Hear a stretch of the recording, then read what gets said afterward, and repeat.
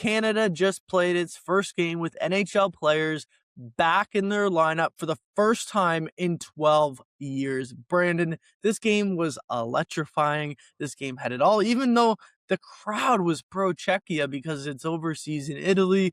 The Czechia crowd showed up big time. Unfortunately, they were basically just put to rest in the second period because they did not want to cheer after that because their team was down so big and was getting controlled. But yeah, dominant win for Canada, 5-0 versus Czechia. What is the biggest thing you learned about Team Canada from today's win? Well, Justin, happy to be here on episode 50. And yeah, like you said, Canada giving us that 50, that 5-0 win today. Yeah, Pretty true. ironic. True. The women too, I believe, took a 5-0 Yeah, they did. They won win against 5-0. It's Finland. So just everything's meant to coming up be. 50 today. Yeah, there you go. But in terms of your question about what I took away, I'd say it was kind of, I'm not going to say any one individual player. I thought a lot of guys played great. Obviously, I think people expect Czechia to kind of be approaching that class of kind of international hockey, but this might have been a result where you kind of see they're not quite there yet. But I would say what turned me, or kind of what excited me the most about this team was just their ability to kind of turn it on once they kind of saw that blood in the water. It was kind of a quieter first period. Both teams had some chances. Canada had some Mhm. great chances, and you got to credit Lucas Dostal for keeping the score, Yeah, 0-0 until 100%. the final seconds of the period when Cale Makar, puts one through and you think he's got the goal, and turns out it's Macklin Celebrini. And from that time of the game on, the Canadians, they just absolutely dominated, I felt, and they just felt at that point, they recognized they were the better team and they kind of went to work. Mhm. You saw a lot of the speed, the talent, and of course, the size of Team Canada kind of take over the game. That's pretty much Yeah. all I can say is that they showed their dominance and they showed why they are probably the favorite to go on and win gold in this tournament. Yeah, for sure. Now, the one thing I would say is, the one thing that really stood out to me was how physical the team was. Like, they were, Yes. from the jump, physical. It was Connor McDavid's hit in the first period that kind of set the tone for the whole game. Even Marshy after the game said, "Good hit, Willie," on the first like shift, and he goes to Tom Yeah. Wilson, that is, and he goes, "That wasn't me, that was Connor." Like it was like that kind of moment where you're like, "Oh, if he's gonna do it, everyone is gonna do it. Everyone can do it if Connor McDavid's hitting." And then you saw Nathan MacKinnon follow it up with a big hit of his own in the first period to get himself engaged into the game as well. Those two, if they are going to be hitting the way and playing that physical, you know that the whole team is bought into this physical style of play, that they're going to then use their depth to kill you. Because that's what they did against Czechia today. That was the biggest takeaway for me. Was well, second biggest takeaway, because I had a big one in terms of Benner, but we'll get to him. But the second biggest takeaway was just the depth that they had, that they were able to deploy. And yes, Czechia was able to like stay with them, I would say, in the first period. They didn't outplay them, Yeah. but they were able Yeah. to stay with them in the first period. But by the time the second period rolled around, Canada's depth just killed them. Like, it wasn't even close by that point. And like you said, they realized that they were the better team and they could take over. But I think that was just a part of the game plan in terms of, let's just ride the course. They're not going to be able to just maintain what we're playing at for 60 minutes, only 20 minutes. And that ended up being the case in the end of the game when they had a 5-0 lead and honestly played dominant for most of the game. It felt like they controlled the puck by the third period. It didn't feel like Czechia could even get a scoring chance. Connor McDavid had 14 scoring chances of his own in the Yeah. game compared to Czechia only having Would they 12. have? Yeah, It, I saw this. they Yeah. had 12. Like, it was like That's he crazy. outchanced them by himself.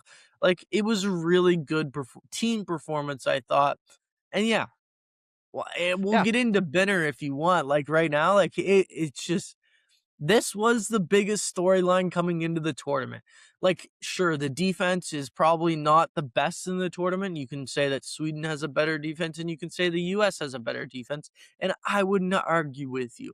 But the but they can definitely hold up. That's the thing. They can hold up.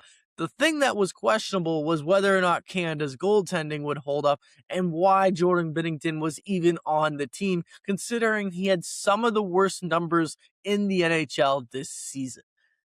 He I'm not going to say he answered all the doubters because he's going to get judged for what happens later on in this tournament, but he definitely proved that he can play on this team, having a 26 save shutout, and was brilliant in my opinion. He made big saves in the first period when, like I said, the game was even, that two teams were stride for stride.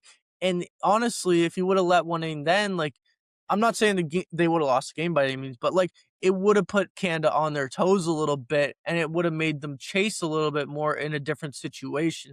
Honestly, I just thought he was perfect today. He was just what they needed. And there's a moment in the game where he gets ran into. I'm pretty sure, I forget who it was that ran into him, and Thomas Harley is getting into it with the Czechia player in front of the net, Yeah. and even Binnington, who has a short temper, who we usually see go after people for that, he was just like, Harley, it's okay, man, it's okay. We don't have to do it. It's okay. Just go play the game. Like, it was kind of crazy. I don't know. What did you think of Binner's game? No, I mean, that moment in particular, very impressive for him to be able to keep his calm, kind of understand where they were in the game and that they didn't need to get into anything extra like that. But I thought he did exactly what he needed to do to ensure that he was going to be the guy moving forward. And while we'll definitely see, I assume maybe Logan Thompson in the net tomorrow, Yeah. today against the Swiss on Friday. But I think, like, I don't think there's anything that he can do right now to take over the net, or anything that wouldn't suggest that Binnington's going to be the guy for them, for the rest of the tournament. As long as the moment is big, I think he's going to be the one to answer the call. And I think you're right. Like, he showed that he can handle kind of the different situations that international hockey can show when you're really playing in the Yeah. IHF or double IHF as opposed to Four Nations, which was a fully NHL event. Yeah. It's a lot For different, sure. and I think he's kind of showing that he's capable of being that guy, and I think we'll see him continue to get better as the tournament goes on too. Because when the big game calls, he's usually there to, like I said, answer the bell. So I'm excited That's to the see what thing, we're able to right? get. Yeah, Like, I was listening to Overdrive the other day. I think it was either yesterday or Tuesday. And Brian Hayes was talking about, he had a legacy section where it was about like whose legacy can be impacted the most by winning here. And at number 2, behind Connor McDavid, he had Jordan Binnington. And for a second, I was like, this is kind of weird. Like, why would you have him there? But the more I think about it, the more I just like, I understand it more, because if he wins, if he's the guy that they put in net to win the tournament, and he goes on and has this type of a tournament again, where he did in the Four Nations final, where he did in the Stanley Cup playoffs, he is just one of the goalies where, in a big game situation, you can trust him. Like, it doesn't matter. It doesn't matter his stats for everything else. You give him a big game, he knows the moment, and he's going to live up to it. That's the type of performer, if he goes on to win this tournament, he will be remembered as. Personally, you can't knock him for anything else. It doesn't matter about his NHL play after this. It will be Jordan Binnington won the Four Nations final. He did that by himself, not by himself, but like, if he's not who he was in that Four Nations final, a game especially in the changer. overtime, they don't win that game. USA wins that game. If he's not who he was in Game 7 of the Stanley Cup Final in 2019, the St. Louis Blues aren't Stanley Cup champions. It's the Boston Bruins. If he is going to do this once again, he will be remembered for one of the most clutch goalies in Canadian history. Like, it just will be that way. Like, and that's the type of thing that I think he's building towards, and that's what he proved today. Like, in a way, like, he proved, hey, I can be that guy. I can be the guy that you trust in the gold medal game to go out there and win a 1-goal game. Like, it's it's just rinse and repeat for Jordan Binnington in big time games. That's what it Yeah, is. he's definitely putting himself in that category, like you said, of guys that, in terms of Canadian history, it's like, you're talking about the legends of, like, Martin Brodeur and Patrick Wall, at least internationally. And then from there, it's Binnington will be the next guy if he can go and win a gold for Yeah. this club. It's not like Team Canada in the Olympics has a long story history. We can't forget that before 2002 they hadn't won a gold medal in like 50 years. So Yeah. it's one of those things where it's more about the modern history, and if he can separate himself in that way, how many guys active or retired have a Stanley Cup championship as well as a Olympic gold. He'll become one Yeah. of the few guys, and he'll be Like, joining those Canadian greats who have also done that. So it's going to be one of those even things that separate himself. even Go ahead. even Carey Price, who won 2014 the gold medal, He doesn't and that he's Roberto missing the one Luongo thing. Yeah, did not same they with him. Yeah, did not earn the Stanley Cup championship, and he has it. Like, he yeah, has what everyone, like, wants in terms of the Stanley Cup, and he has the chance to go win a gold medal. Yeah, so I really think that he is one guy that his legacy will be remembered forever in a positive way, no matter what. Like, yeah. And Four it's Nations is one thing. If he can win maybe this, look at it it. takes him to a whole nother level. Yeah, and maybe like people are gonna look at him differently. Maybe now, like he kind not that he obviously has had a great career, and obviously it culminated in a incredible Stanley Cup run with the Blues, but there was talk about him potentially going to Edmonton. Oh, How does yeah. that potentially change his career? Like if he can go somewhere that has a chance to win another Stanley Cup, like we could be talking about one of the guys who, like you said, not just maybe his career, because I don't think Yeah. when you look back, his numbers maybe aren't going to be the greatest, career wise in the NHL, but he will, like, if he can figure out a way to kind of have a late kind of career resurgence here with maybe another team, you'd be talking about, yeah, one of the greats in terms of what he's able to do in playoff or tournament style scenarios where like the goalie is your most important player, and Yeah.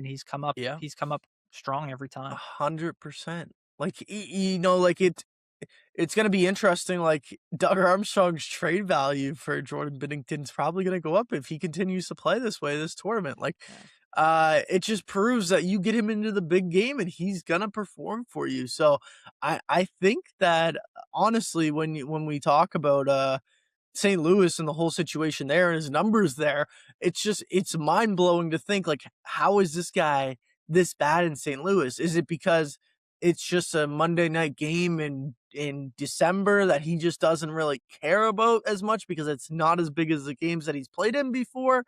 Or is it just like the way that St. Louis defense plays in front of him and if they're not getting their sticks in the right Yeah. positions, they're not checking people at the right times to, pin the puck and take the puck away from the forwards coming into the zone, like, and they're getting great opportunities against them. Like, it might be just little things like that Jordan Binnington is struggling with in St. Louis, and if he gets the opportunity, like he is right now, to play in front of a great team or a better team in the NHL even, like, he's gonna perform even better. So, yeah, it's just an interesting conversation because you look at him and it's like, how is this guy one of the worst goalies by statistics in the NHL this season?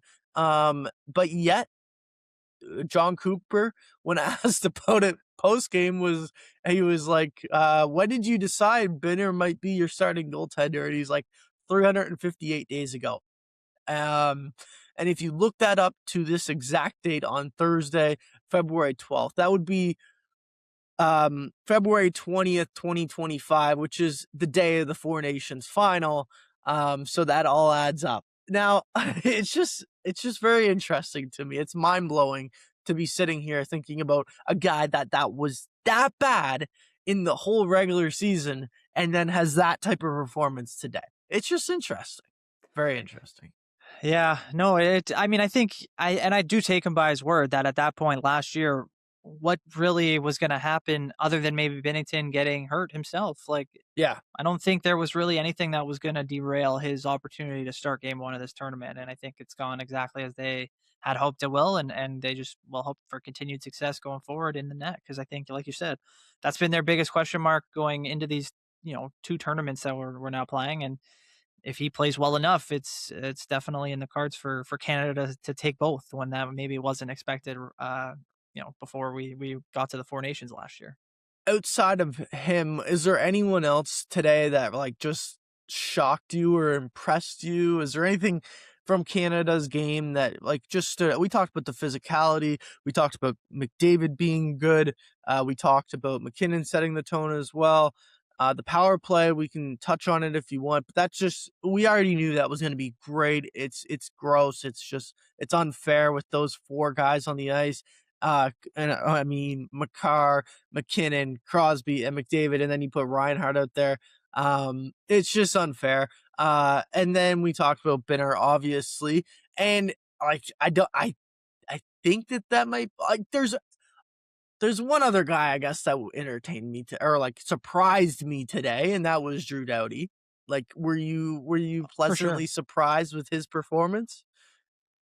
Like Yeah, he I thought it he was played a solid like, I think he played close to 20 minutes. I think it was, like, 18:59 or 19:59. I think it was right. somewhere close in that range, and he played pretty Yep. solid, I thought. No, he definitely did. He did exactly, he looked almost like the 2014 version that we saw him, in Sochi, and he looked great. I thought it was maybe a little too early to say that, he wasn't going to be impactful, in these Olympics, because I think when you look at Drew Doughty's career, it's not always the loudest game, but he's so dependable, and he's so good with his stick and his skates. He's always in the right spot, and I think that that's exactly the kind of guy that they needed on this defense, to kind of just settle everyone down and to know and understand that they have a role, and he's going to fill his just as well as everyone else. So he was Yeah. great, but I was going to say not Crosby. I thought obviously he did his thing. He could look great. Crosby was good, but yeah. But I think the line, I was impressed by the line of him with Marner and Mark Stone, the two Vegas guys on his Mhm. flanks. Obviously we saw the great play by Marner to Stone there for that. I think it was the second goal. And even just throughout the game, I thought that line got really good and was moving the puck well. And I think that's a line where, as a third line, they're going to have a lot of chances, I think, to, obviously against some of the weaker teams, like they're going to be Yeah. dominating, when you get that, once you start getting into depth. But even against the Swedens, the USA, if they get there, it's like that's a line where they can maybe take advantage of some of the other teams that once you get down the lineup a little bit, I don't think any other team's going to be able to put out the type of quality that Canada does at that point. So that was Yeah. one thing that I was excited to watch. And if Marner moved around a little bit at the Four Nations, if he can find a home there and they start getting going, we know that once he has chemistry with a line, he can play really well. So I'm excited to see how they continue to do it. But yeah, I would say that's one thing that was really, pleasantly surprising, was just seeing that chemistry all across. Maybe it was just the Four Nations in general having that opportunity to play as kind of a unit. Most of those guys are back. So it was just like the fact that they came in, and even though they needed, 19 minutes and 50 seconds or whatever before they got their first goal, 55 seconds maybe. Yeah. It Mhm. felt like they weren't as kind of, not that they were lost at the Four Nations, but it didn't take as long for them Yeah. to kind of find that instant chemistry. Yeah, for sure, and you can sorry, John Cooper even attested to that. He's like, the fact that we played at the Four Nations, like, obviously they brought in a couple other new guys. 3 of them scored: Nick Suzuki, Bo Horvat, and Macklin Celebrini. Um, Even though they brought in a couple of new guys, having that week or 2 weeks together last year really helped him, he said, coming over this time and just feeling like everything's kind of more natural, and it's not like, "Hey, we have to adjust to this." And it probably also helps, for Marner in particular, when you talk about chemistry, he's playing on a line with Stone, and I think that helps as well considering the Vegas connection now. He's built up chemistry with Stone over the course of the season, playing on the power play as well with him. He doesn't play in a line with him usually, but on the power play, obviously in practice, you're going to see the two work together. It's just like, I think Marner probably benefited from that. Obviously, last year he didn't have anyone that he would have played with on his team. So I think that you're probably seeing that. Uh, I don't think Crosby's gonna end up being the third line center on this team. I just don't. I think that they're gonna try to put Crosby up into a top 6 role. I don't think I like Suzuki in the top 6 role personally. I think he's more fit for, especially because he was playing on the wing. I think he's a great center, and I think that he probably fits in as the 3C or 4C, wherever you want him to be. He's definitely in the lineup. It's just you can switch him, Bo Horvat, around if you really want to. But I think that Crosby shouldn't be the defensive center. Like, put that on Suzuki, free Crosby up to create more offense. That's just the way I think it should go. But it's crazy to think when you think about the depth Canada has when John Cooper's making his lineup card and he goes to turn it in, and it has Sam Reinhart, two-time Stanley Cup champion, back to back on the fourth line. Scored 57 goals in the league before. He's having a great season, and he's on the fourth line. And he was one of the 6 first players locked onto this team. Like, that's the kind of depth this team has. And like you said, no one can attest to it. No one can match it up front. The US is really good. Sweden is really good, but they just don't have the same type of firepower up front that Canada does. And we're going to see that throughout the tournament. I really do. But yeah, is there anything else from today's game other than just a really solid performance by the team? No, I mean, I think you hit on everything there. It'll just be interesting to see how the tournament continues to develop. Obviously, with more teams, could come more, odd results. We saw Finland lose their first game. Yeah. We might see some more upsets as things go on, but I think everyone's hoping that we just get that big USA Canada matchup at some point during the medal round. So I think we're kind of going to continue on, and obviously Canada, Switzerland. I think they'll play France. It's not Yeah, they exactly play murderer's Switzerland row and through the France. group. Yeah. But So I yeah, think it's it'll really be like once we get to the quarterfinal stage, what do things look like and what are they going to go with and how do they match up against whoever they end up facing at that point. So I'm just excited yeah, to see how everything continues to play. Yeah. exactly. And the thing is, like, I think, like, when you look at game 2 tomorrow against Switzerland, we talked about they're probably going to put Thompson in the net. This is coming out tomorrow, or actually, sorry, it's going to come out tonight.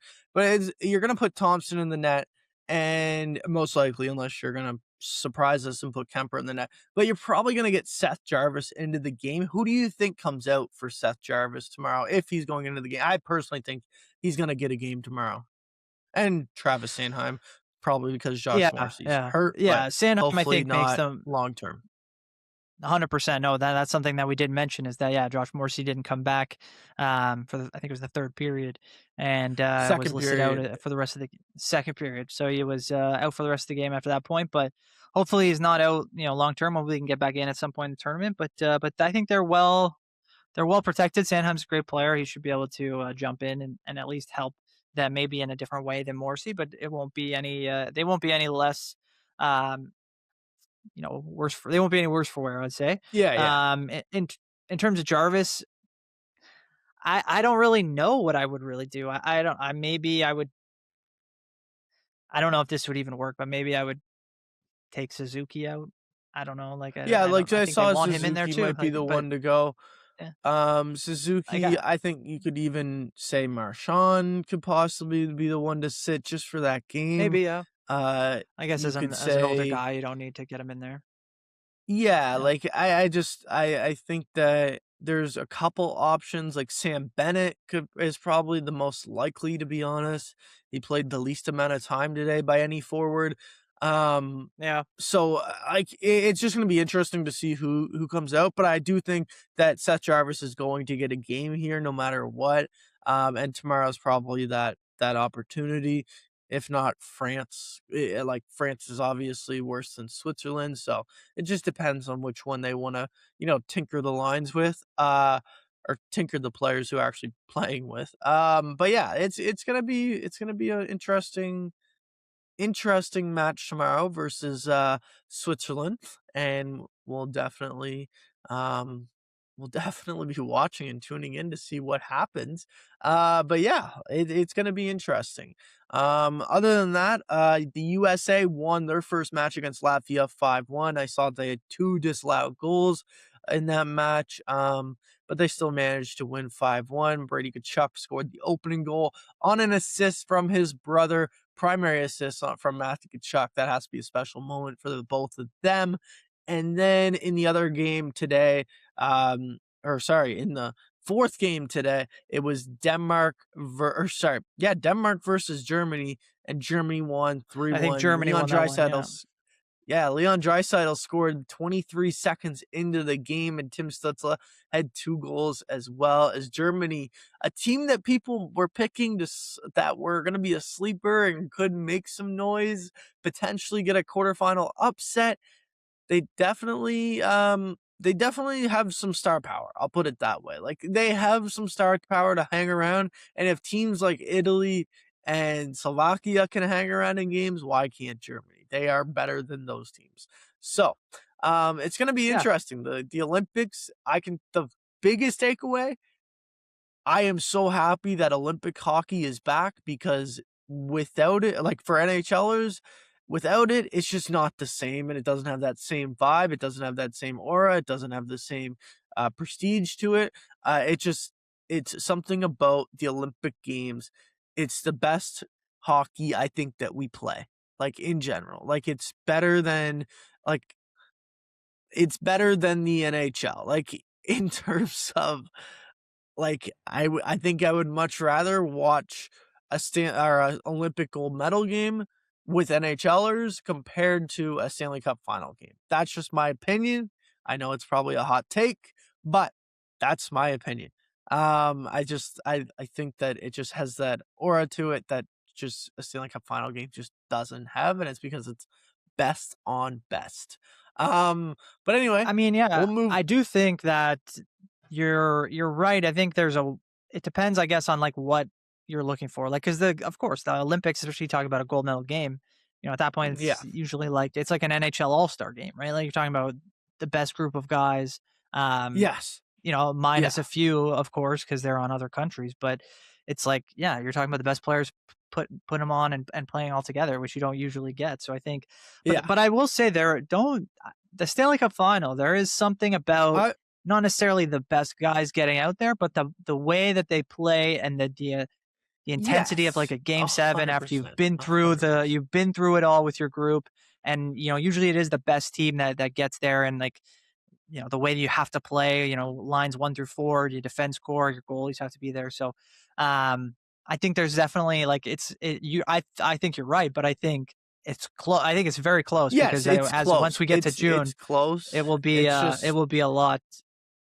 I think that Olympic hockey or Olympic gold medal, it would rank over another Stanley Cup. Obviously, to me, that's different from a player, because the player goes through all 82 games in the regular season. They put their body through that, and then they go and they try to win 16 playoff games. So obviously that might mean more to them, but I just think winning the Olympic medal to crown you champions of the world is just the biggest thing you can possibly win. And I think it's the best type of hockey we have. Now, I'm not saying Stanley Cup hockey or Stanley Cup final hockey is not close, because it obviously is. And I will say the NHL playoffs are just the best playoffs you can have in any sport. So it does not matter in terms of, like, don't come at me for that. It's fair.